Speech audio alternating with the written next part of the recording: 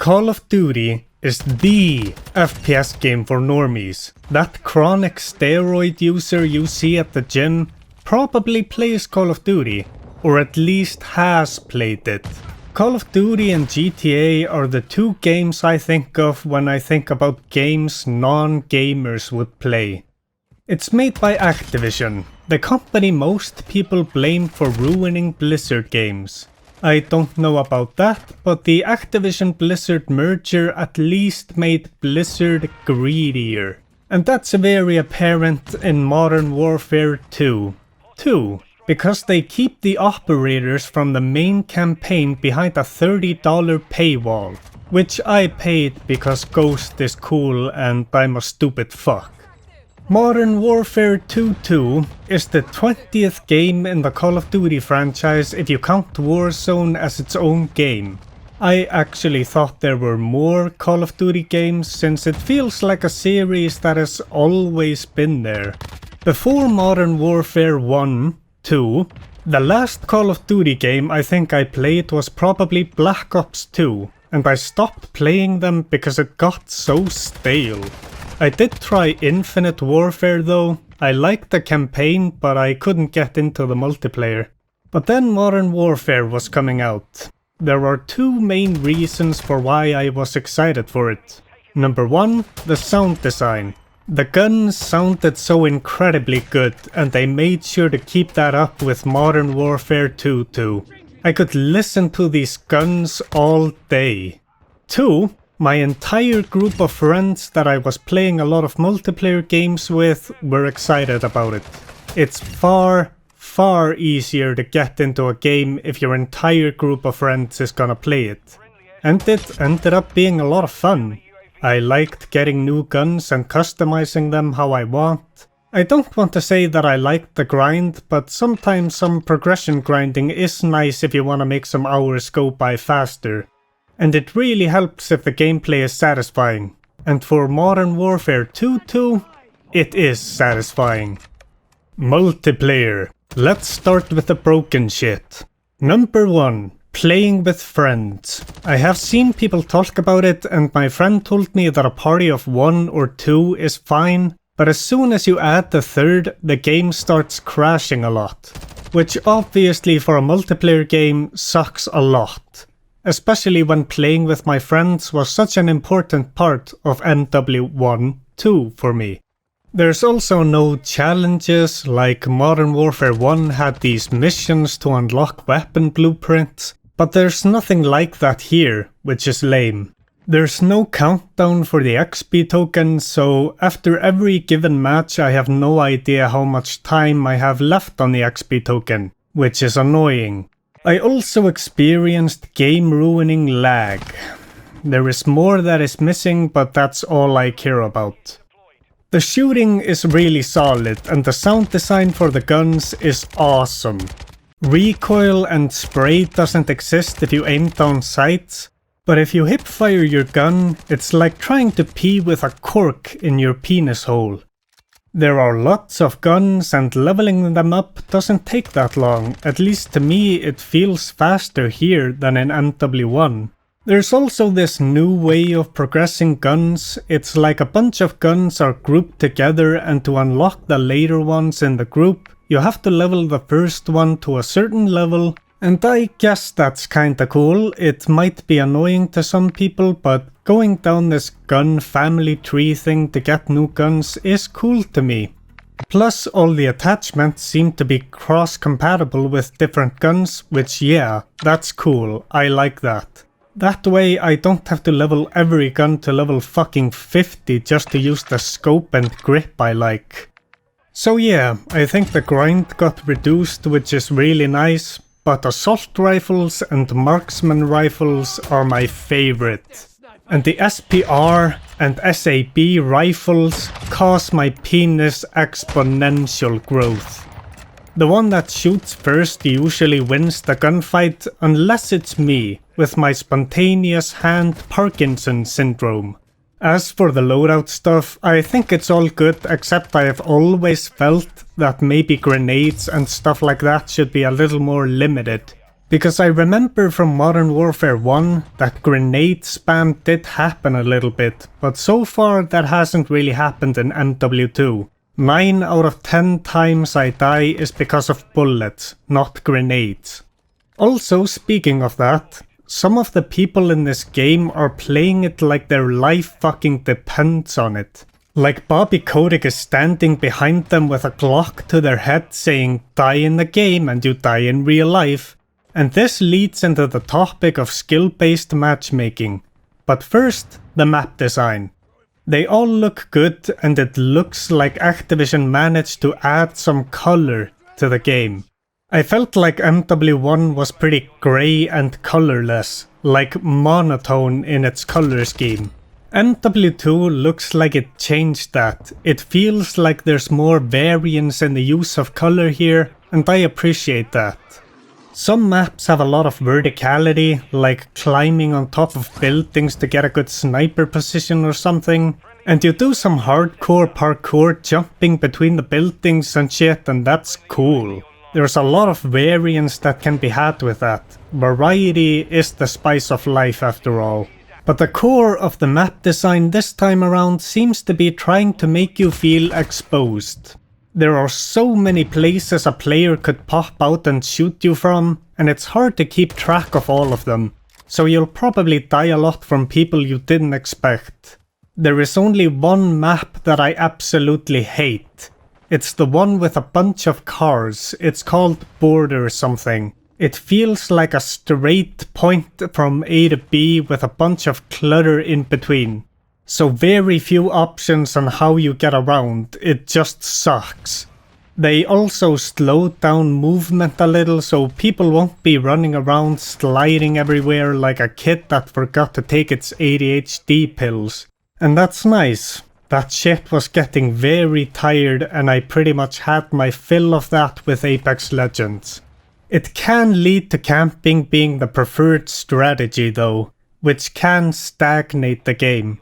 Also, a great feature of the game is that every match has like 3 people with an open mic that has placed the microphone inside an airplane turbine.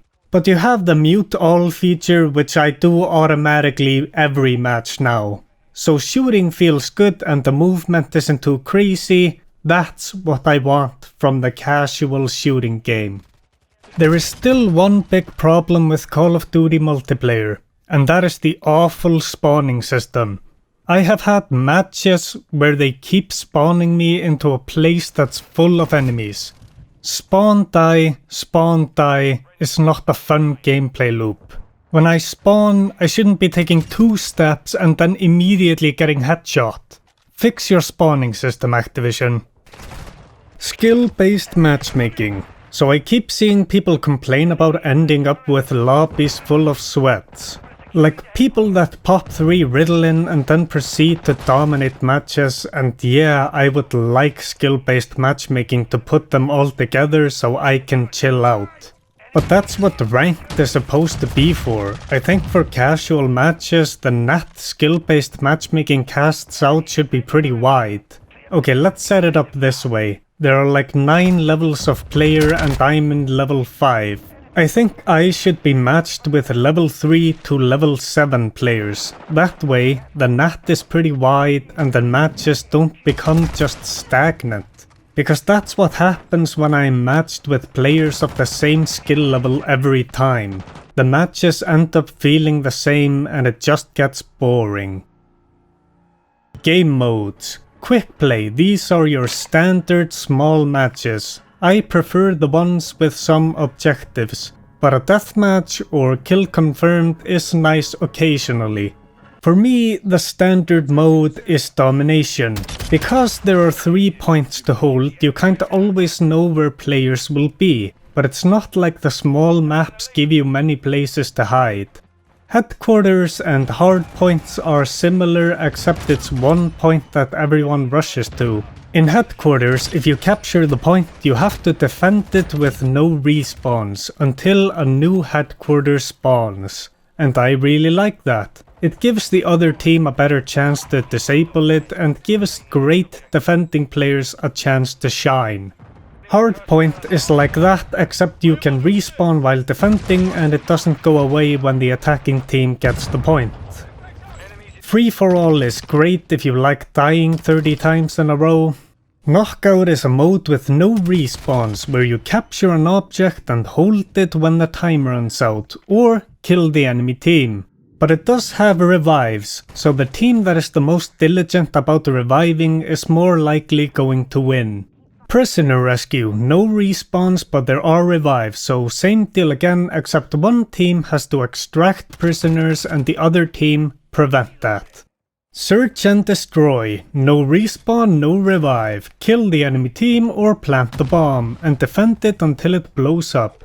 This is, in my opinion, the most competitive mode, and of course it is. It is basically CSGO in Call of Duty. But the other two non-respawn modes would work in a competitive environment.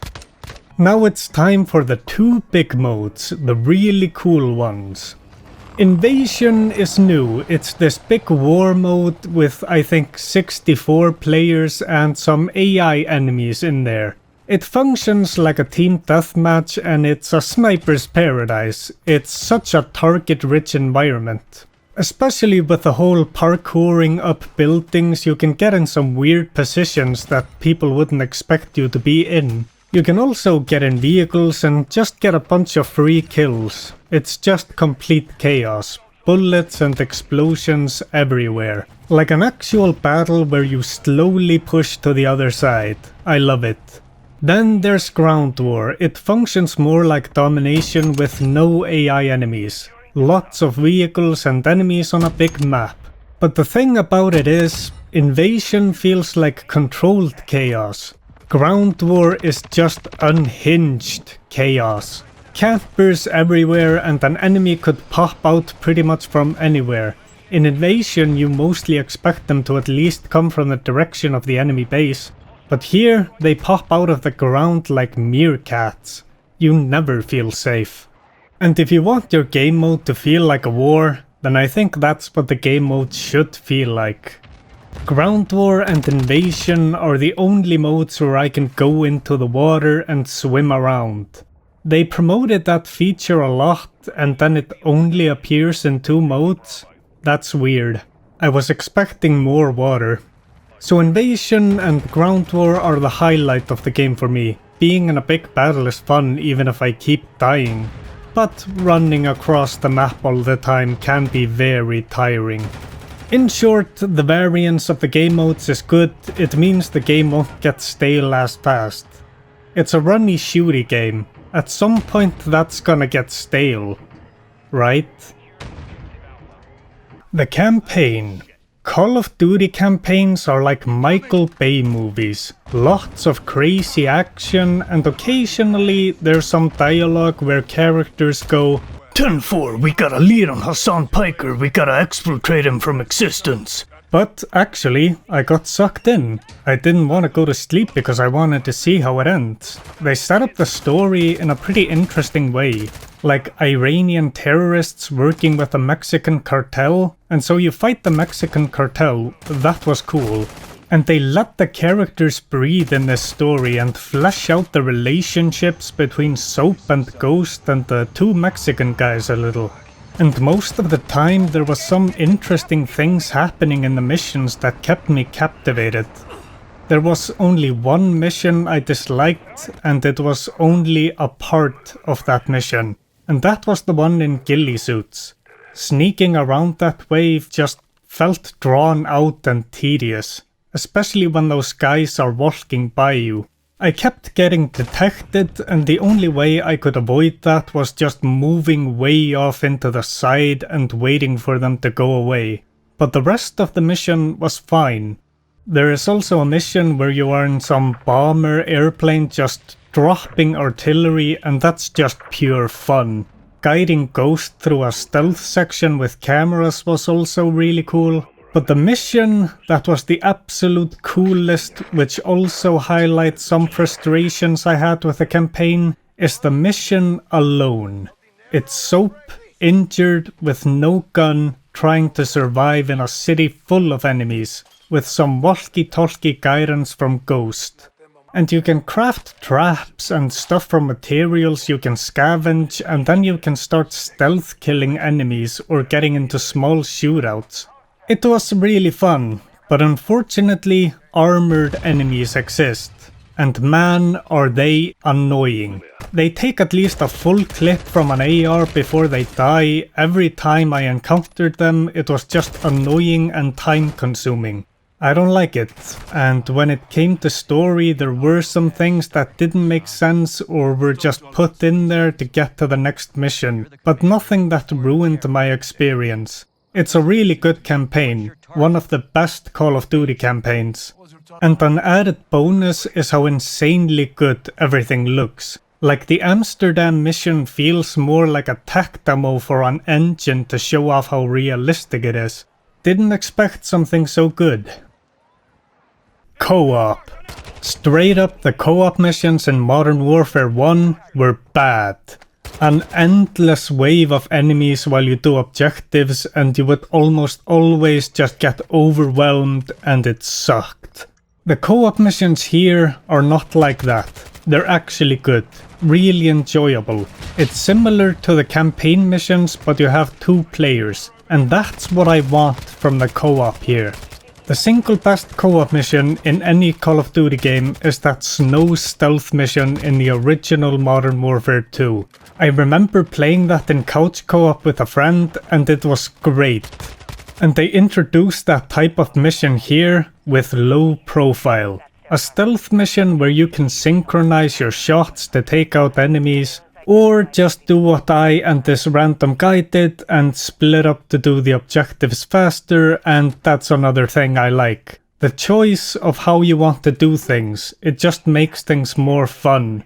And being able to level up guns in co-op is just a bonus since the co-op is actually fun. Conclusion. So I'm actually having a lot of fun with Modern Warfare 2, but there are small problems like occasional performance issues, and playing against really sweaty players can be annoying. I assume the monetization is complete trash, but I don't care enough to look. I'm fine as long as I get my guns.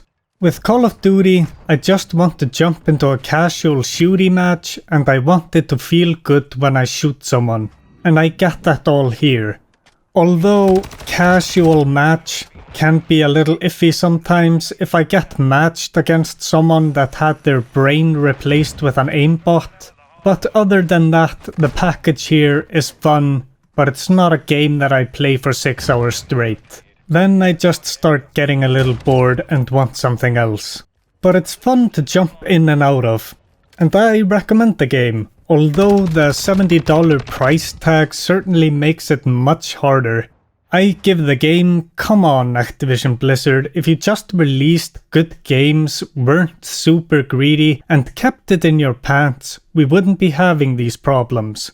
Out of, can Microsoft just buy them so we can get rid of the shareholders already? Subscribe, call me Uncle Brian, and have a great day.